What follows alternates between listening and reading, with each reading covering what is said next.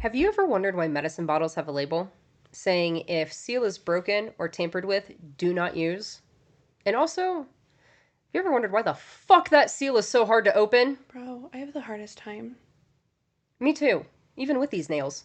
Cyanide-contaminated Tylenol has been responsible for 3 deaths in the Arlington Heights area. Do not take Tylenol until further notice.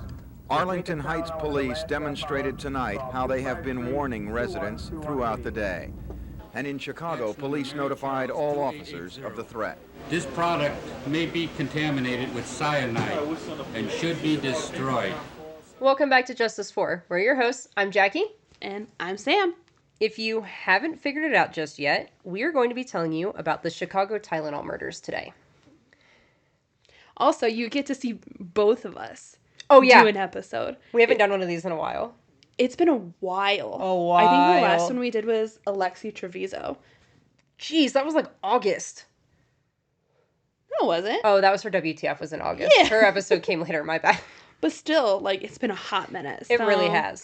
You get both of us. You're welcome. Mm-hmm.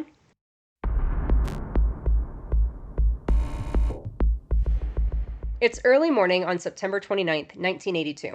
We are in Elk Grove Village, which is a suburb of Chicago. A 12-year-old girl named Mary Kellerman wakes up with a sore throat and runny nose and goes to tell her parents. Her parents give her Tylenol to help with the pain. But within hours, she collapses. Paramedics rush her to the hospital, but Mary is pronounced dead the next day. That same day across town, 27-year-old Adam Janis took Tylenol for minor chest pain, and he died within hours. His family members gathered to mourn, including Adam's younger brother, 25-year-old Stanley, and 20-year-old sister-in-law Teresa Janis. Both Stanley and Teresa ended up collapsing hours later as well.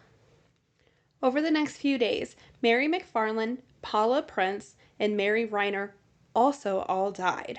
Mary Reiner was 27 years old and recently gave birth to her 4th child.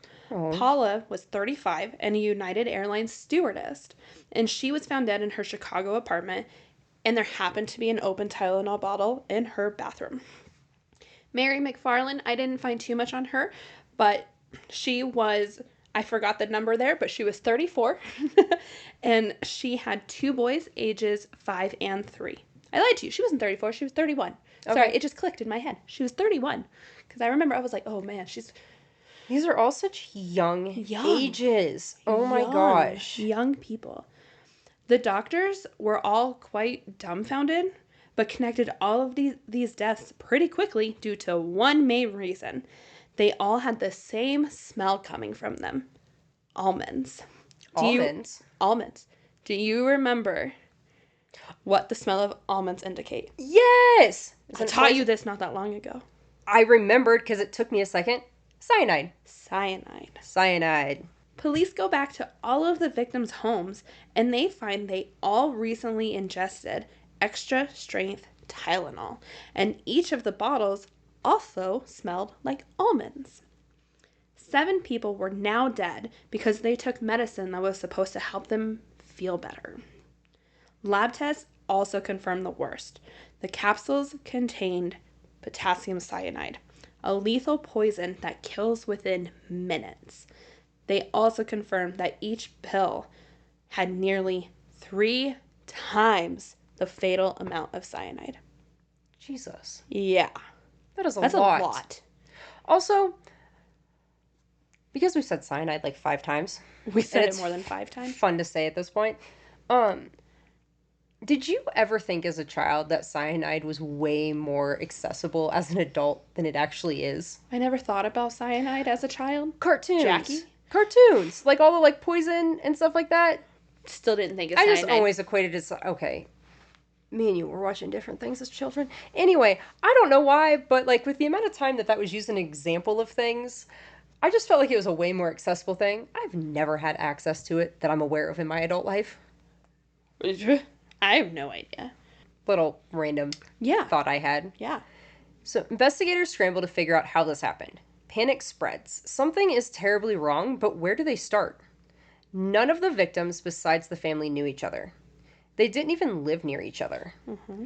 Could it have been a manufacturing issue? Let's start there. However, Johnson & Johnson, the makers of Tylenol, were just as shocked as everyone else. Investigators kept looking into it further.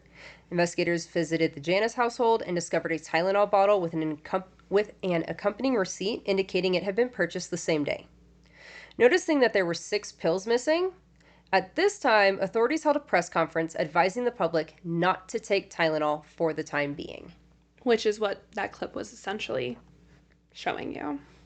And we were discussing, before we started this, like, what would that look like nowadays? Oh my gosh. And because, like, they're literally, like, They're PA driving around system out of the cop neighborhoods. cars out of the neighborhoods, you know, like they do before the hurricanes in Florida Yeah. that we just saw.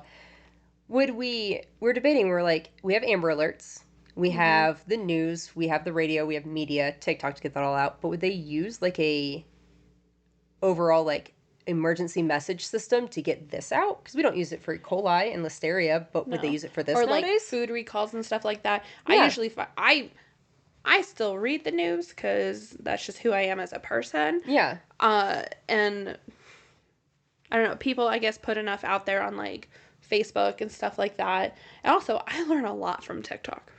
Oh, yeah. But I feel like food recalls and stuff don't really get put out. There's like a small article you find like deep past all these other things. But I feel like if it was bad enough, Like this was? like this, then maybe they would put an emergency thing out. Maybe. I mean, I hope that we don't have to find out. I mean, let's think But- about this for a second. How did lockdown go? How did we find out that? It was it was broadcasted everywhere and really pushed everywhere, put that out. Yeah. Also it's not like a CDC thing. Yeah. And Like like CDC pushed that out. and like 2 businesses and things. Yeah. So, I don't know. I hope we never have to find out. I also but hope we don't. anyone knows the answer to that and that's your job, let us know. Please. Also, that's really cool. And can we interview you about your job? All right, moving on. Sorry. The bottle of Tylenol that 12-year-old Mary Kellerman used was inventoried by paramedics. Investigators noticed that the Janus bottle and the Kellerman bottle came from the same lot, MC2880. And Johnson & Johnson issued a recall for all Tylenol from that lot, thinking it was somehow done by a disgruntled line worker. But when the other tainted bottles were discovered to be from other lots, for example, the pills in Mary McFarland's possession were traced back to lots 1910 MD and MB2738. The recall expanded to cover those lots and any and all bottles of extra strength capsules purchased in the Chicago area and then across the country, making it one of the largest pharmaceutical recalls ever. This recall happened on October 5th, 1982. Advertisements also went out nationwide to not consume Tylenol products. That's crazy. That is absolutely insane. And also, like, how quickly they work to figure out that all of these victims took Tylenol and to get them. I feel like we could not connect all these dots together this quickly nowadays. So I didn't put this in here and I apologize. So the first one happened on September 29th. Like the first death did. The last death happened on October 1st. Wow, we were quick. So Like within 3 days. 3 days and Yeah. got that going. Yeah. According to an article in the New York Times, marketers predicted that the Tylenol brand, which accounted for 17% of the company's net income in 1981, would never recover from the sabotage. And, I mean, in the early 80s, that's honestly a really good prediction. Yeah. Yeah. And I want to say at that time too, their stock market plummeted. Oh, I bet it Absolutely did. plummeted.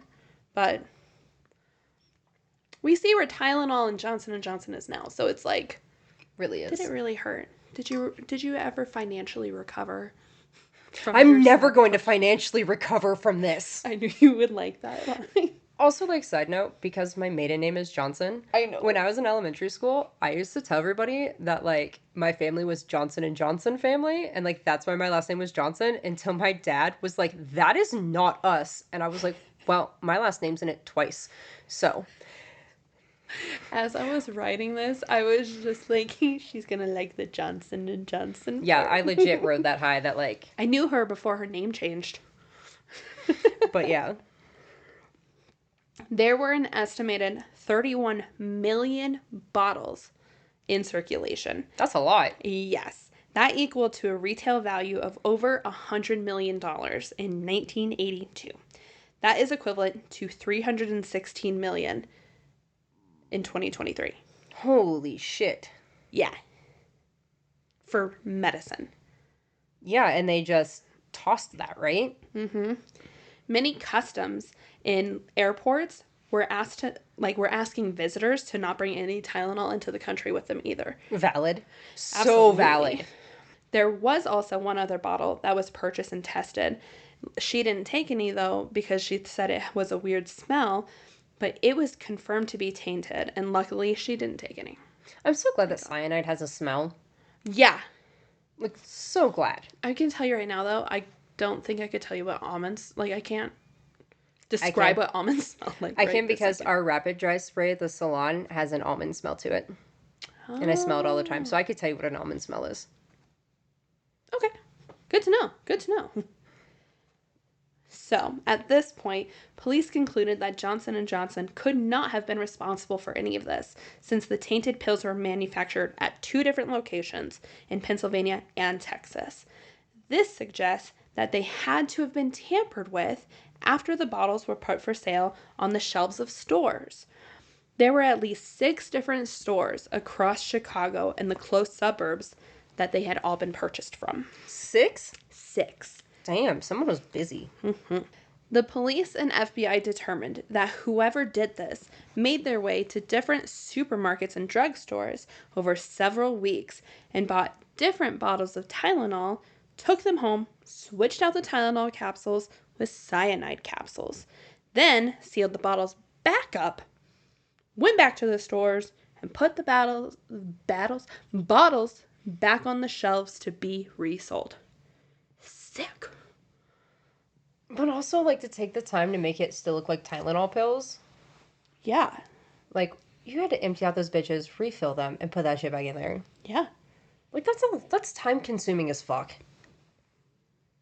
Okay. Yeah.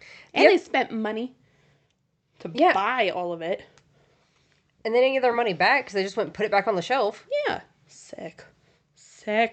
People with too much time on their hands. Mm-hmm. Get a hobby. That also points to the fact that this was not targeted. This was just somebody with a sick mind, sick intentions that just wanted to hurt people randomly. Yep. Yeah. Which is horrible and Absolutely. terrifying. The FBI requested that the Chicago Tribune publish the address and grave location of 12-year-old Mary Kellerman, thinking that the killer would visit her house or grave. After months of 24-hour surveillance, no one ever came, so they just stopped. They also found a photo of Paula actually purchasing the bottle of Tylenol at Walgreens, and there was a bearded man standing behind her, and they basically went on a manhunt for this guy, saying that he was the killer. They were grasping. I understand they're grasping for straws, but that's crazy. I know. There's a guy behind her. He totally did this. Homeboy was just trying to buy, dinner to go home and eat. He just wanted his, hungry man and his beer and to go home. Yeah. During initial investigations, a man named James William Lewis was accused of actually sending a letter to Johnson & Johnson demanding $1 million, and he would stop the cyanide-induced murders. That's crazy. It is crazy. That's crazy shit. I feel crazy just saying that. I know. Out, give me $1 million and I'll stop murdering people. Okay. So he was obviously arrested.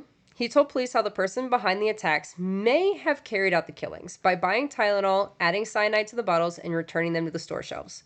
He was also found to have previously possessed a poison book. And, according to a confidential law enforcement document, his fingerprints were discovered on pages related to cyanide. He later denied being responsible for the poisonings, but he admitted to writing the letter, which he said he had worked on for 3 days. That also sounds like a man with plenty of time on his hands. Yeah. He said he was just trying to get authorities to focus on his wife's former employer, a.k.a. Johnson & Johnson. Mm-hmm. Investigators concluded he still was responsible for the poisonings, despite the fact they did not have enough evidence to charge him. He was tried and convicted of extortion and sentenced to 10 years in prison. In 2007, he later recanted the timeline he told police about in the letter he sent. And in January 2010, both James and his wife submitted DNA samples and fingerprints to authorities when they reopened the case. James said, "If the FBI plays it fair, I have nothing to worry about." That's That's a really weird statement to make. a little strange statement there. Let's throw out a conspiracy theory before there is one. Pretty much. I love it. The DNA samples did not match any DNA that was recovered from the bottles. To this day, he continues to deny all responsibility for the poisonings. On July 9th, 2023, James was found unconscious and pronounced dead at the age of 76. Was there a Tylenol bottle next to him? I don't think so. I think it was a heart attack. Sorry, how can you not make the joke? It was right there. I know.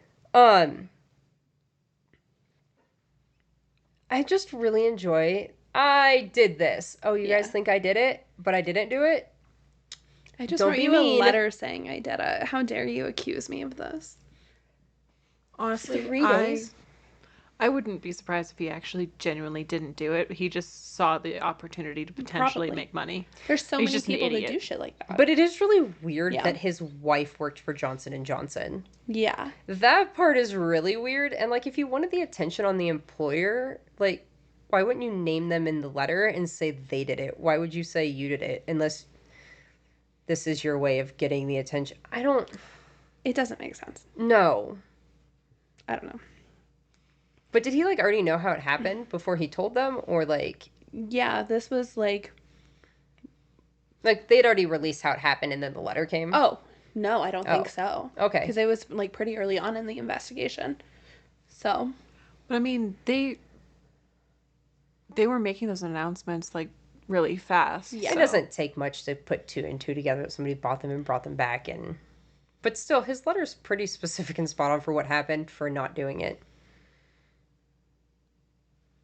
Either way, he's weird. Well, the part of buying the bottles and everything like that wasn't until an interview after the letter. Okay. So it That was makes more probably sense. already out in Yeah. the public at that point. Because they didn't conceal shit Yeah. back in the 80s. You know? Yeah. That makes sense. Police also investigated another man named Roger Arnold because he told officers that he had potassium cyanide. He worked with Mary Reiner's father at a warehouse, and his wife was once treated at the hospital that was across the street from the store that Mary bought those pills at. He was held by police many times, but was never actually charged with anything. In the summer of 1983, he tried to kill his old boss and ended up killing a random man who was leaving a bar. He, of course, ended up being convicted and sentenced to 30 years for second-degree murder. He only served 15 years and actually died in June of 2008. His body was exhumed when the case was reopened in 2010, and they removed his femur to get DNA from it to test it. His DNA did not match any DNA from the bottles, though. Why didn't we take his DNA while he was still alive? The 80s. Yeah. Yeah. 3 more deaths actually occurred in 1986 using the same strategy. Poisoning medicine at stores, basically. The case, at this point, has unfortunately gone cold. The FBI reopened the case in 2009, closed it again, then reopened it again in 2010, as mentioned above. They also requested, fun fact, they also requested a DNA sample from Ted Kaczynski, who is the Unabomber, to see if he had any connection. Okay. I mean, So again, still grasping. grasping. Yep. Unfortunately, the killer has never been found. To this day. How many years? 50 years later? 40 years What's really later? funny is before this episode, I just learned that fact. I've known about this, but I didn't know that it was still unsolved. I thought we solved this. No. We are going from 43. 43 years later. Oh, We we're don't- going from, what year were we going from, 1986? 1982 when it first happened. 1982? 1982. Yes, that would be 43. 43. Math is hard. Let me throw out another fun fact here, because we were talking about the DNA and the testing. Yeah. Something, these two are so over me right now. Something I learned watching the OJ documentary Oh my god, yeah, I am over this. was that trace DNA Yeah. and like really hardcore going after like trace DNA mainly, which is what we're dealing with on the Tylenol bottle stuff, was not actually really hardcore introduced into court and being usable and testable until the early 90s. So we are too early in the 80s to really be using trace DNA this way, in the way that we can use it now, which is why I was like, why did we not take his DNA back then? Well, this is why. I just learned. Yeah. Because they were even sketch about using that in that trial because of how new it was. That's valid. And I was Totally shocked. valid. But the impact of this case, the Chicago murders, has been enormous. Absolutely enormous. It actually led to the creation of tamper-proof seals, the kind you see on medicine bottles today. The U.S. government actually passed a strict anti-tampering law, making it a federal crime to alter consumer products. And that's how you know you really piss the FBI off, when they can't solve something. Yeah. Because they make a federal crime out of it. Yeah. Absolutely. Johnson & Johnson's swift response by pulling all Tylenol off shelves and introducing tamper-resistant packaging helped rebuild public trust. They also established a hotline for worried customers to call. Today, their handling of the crisis is still considered a gold standard in corporate crisis management. Mm-hmm. Lawsuits were filed on behalf of the families of 3 victims against Johnson & Johnson for the wrongful deaths of their loved ones. This started in 1983. Mm-hmm. In 1991, Johnson & Johnson agreed to settle for an undisclosed amount. The paperwork for this was also sealed. Mm-hmm. Everything about this was sealed and still is. Yes, you can't find shit. Which is fine. Yeah. One part of the settlement, though, included annuities to pay for college costs for the victims' children. Mm-hmm. And that's awesome. Like, that's really cool. That is really cool. Especially because some of those kids were young. And by the time that they go to college, a little expensive. Yeah. A little bit more. We're getting there. Mm-hmm. There was also a lawsuit from Johnson & Johnson against McNeil Consumer Products Company. Yep. There was a lot to it, but basically they were just fighting about who was responsible and insurance money. And blah, blah, blah, blah, yeah. blah, blah. It was a mess that we don't want to touch and go down. And if you want to, go on and read that. That is actually... Have a time. That is public. Yeah. Go have fun. I don't want to do that. We're not going to do that. Absolutely not. Yeah. In 1983, Congress passed the Federal Anti-Tampering Act, which made tampering with consumer products punishable up to 20 years in federal prison. The sentence increases to a lifetime maximum if someone dies as a result of the tampering. Wicked. Wow. That holds a higher sentence than all the fraud. Pretty much, yeah. Yeah. Yeah. All right. You pissed off the FBI. Don't piss off the feds. Like, that's the last person you would have pissed off. They really pissed off. Ask return to nature. The Tylenol poisonings were not just a crime. They were a wake-up call. They forced the world to recognize the vulnerabilities in consumer products and pushed industries to rethink safety protocols. Over the years, multiple suspects have been questioned. Theories have been proposed. But still, no one knows who was behind this. Yet, the mystery lingers. Could new evidence surface? Could someone come forward with a confession? Or will this remain one of the greatest unsolved cases in modern history? Now, I have questions for the jury. Before. Yeah. There's no way somebody doesn't know who did this. Because there's no way that somebody went to 6 different stores, had all this time on their hands, and then after 15 years, I don't even give them that long. I'm being generous with 15 years. After 5 years of getting away with this, after the case gets closed, for how long? And then he's not even going to be like drunk in one night. So this one time, you know, like somebody out there knows. Mm-hmm. But at this point, I feel like it's just like a funny family story that's joked about. Oh, yeah, Uncle Ted was responsible for the Tylenol murders. Yeah. Most people out there still believe that James Lewis is responsible. The one who wrote the letter? Correct. I mean, there's just things that are weird about it. Yeah, and DNA doesn't match, so I don't know. But the thing is, hopefully, we don't know at this point. I wonder if that DNA happens to be in CODIS.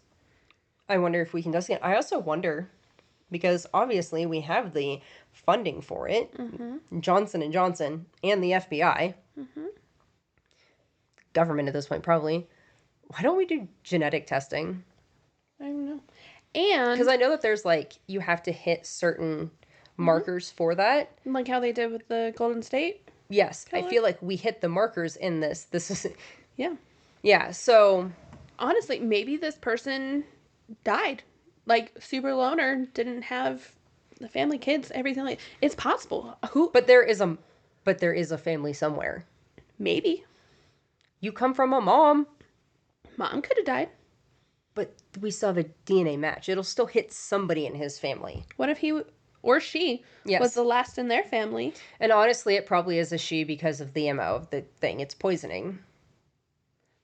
Not necessarily. Not always, but statistically speaking, women are more likely to poison because it's a hands-off than having Random to be up people, close.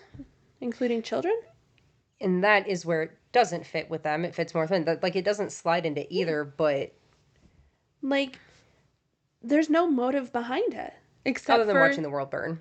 yeah, Chaos. absolutely. It doesn't make sense. There's just so many questions. There's so many open ends on this. And obviously it's a cold case at this point, and I'm sure it'll probably be reopened maybe at some multiple point. open and closes. I mean, it on, took yeah. almost 30 years to reopen it last time. So Do we know why they reopened it? probably for DNA. Probably for the DNA, because that's when they got the DNA off of Lewis and his wife. Yeah. And Roger, and then Ted. When did the case close again or go cold? Do we know? 2011. 2011? That didn't take long. No. No. Why it sounds like it was just for DNA that they opened it back up. Yes, absolutely. Yeah. They don't have enough evidence. They don't. And Yeah. maybe they might have more DNA and they're just holding off, like some cases are. I don't know. We have no I wonder idea. if we'll see genetic testing in it. Maybe. I have no idea. Little Brian Koberger action. That's a name you'll never hear us say again on here. We'll probably say it a couple more times. Yeah, when he goes But to not- trial. But not for what you think. We ain't touching that, but we'll refer you to like 8 other podcasts and YouTube channels that love to talk about him. If you ever want to get drunk with me, I'll gladly talk about it with you, but not here. Not here. There's lots of stuff that we'll go to the bar and get drunk and talk to you about. John Benet Ramsey? Hell yeah, not here. No, I would Not talk here. about that one actually. Not with a 100-foot pole. Nope. Nope. So now I Continue on. have some more questions for the jury. Who do you think poisoned these bottles? Was it a disgruntled employee? Was it a random act of terror? Or was James William Lewis or Roger Arnold somehow actually involved? More than 4 decades later, we still don't know and have just as many questions, if not more. One thing is certain. The Chicago Tylenol poisonings forever changed the way we consume medicine. The case remains one of America's greatest unsolved mysteries.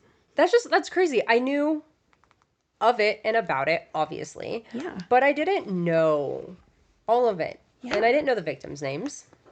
So I'm glad that we all know that. Mary's. Yeah. I messaged my mother-in-law because she grew up in the Chicago area. Okay. And she was like, I was only 15 at this time. I have no idea.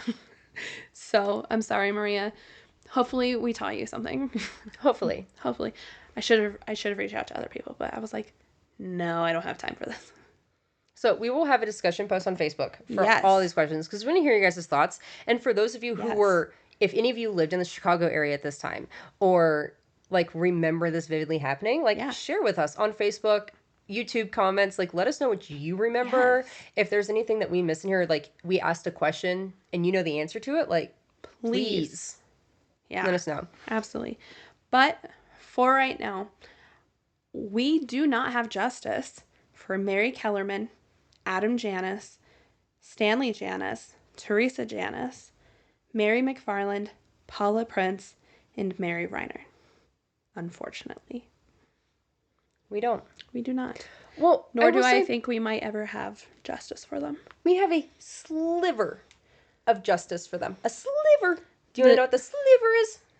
The tampered seals that I Yes. can't open. Yes. I will say that is slight because we did get change out of it. Yeah. And Johnson & Johnson, of all the companies that this could have happened to, I'm glad that it was them because they handled this extremely well. I So also well. now understand why that company has been held so high until recent years again.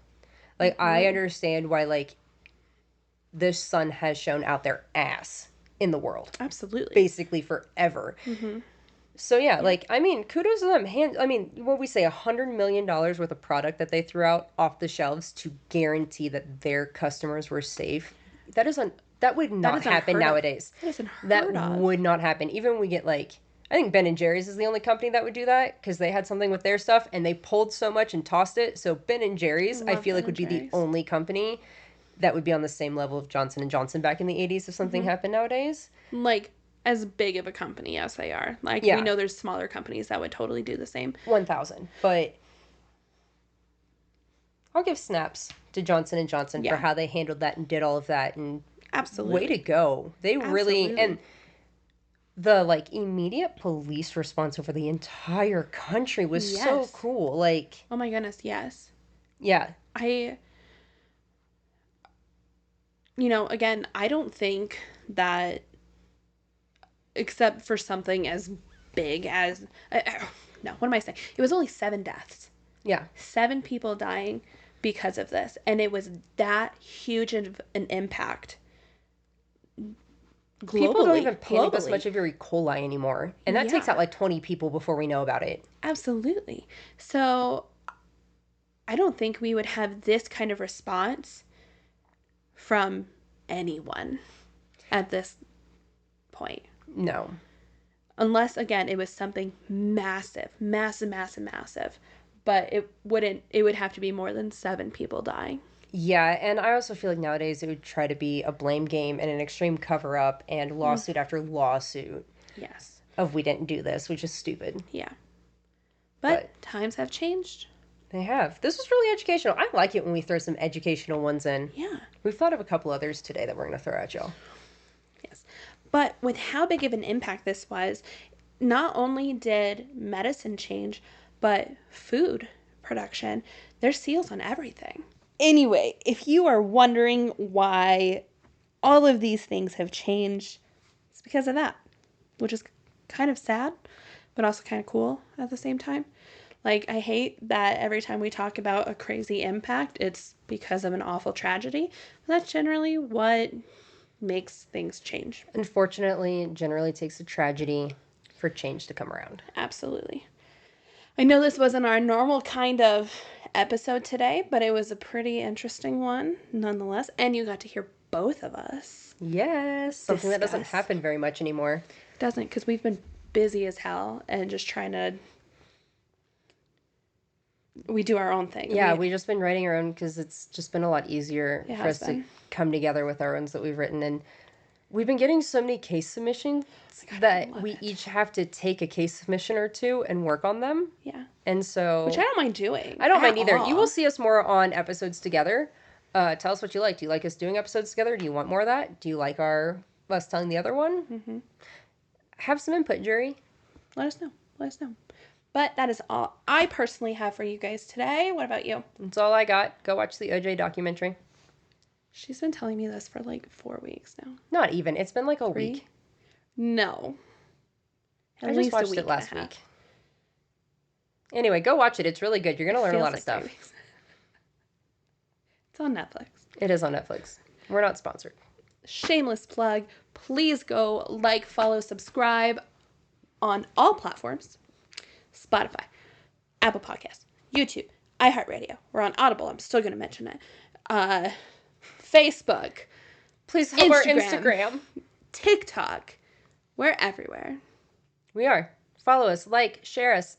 We're going to funny. have a lot of cool stuff coming up on Facebook and Instagram. We might have some merch questions to ask y'all about.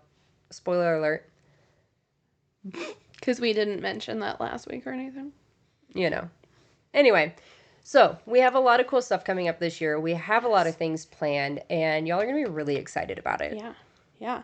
And I know it's only March, but our 1 year is coming up soon, y'all. It is, and We might have some fun stuff coming up. we will. We will have some fun stuff for you, so be on the lookout. Absolutely. Also, our website, justiceforpodcast.com. Go check it out. My older sister, our liaison, works so hard on that website. We have so much resources on there. Go on there. We have a tab for case submissions. If you don't want to research something, if you want to hear us talk about something, send it on in. We'd love to hear about it and research it and then deliver it. We also have all of our episodes on there, all the links to all of our social medias. That's all we have for you guys today. Thank you for joining us. We will see you next week with another episode. Yeah. And we'll catch you then. All right. Okay. Love you. Bye.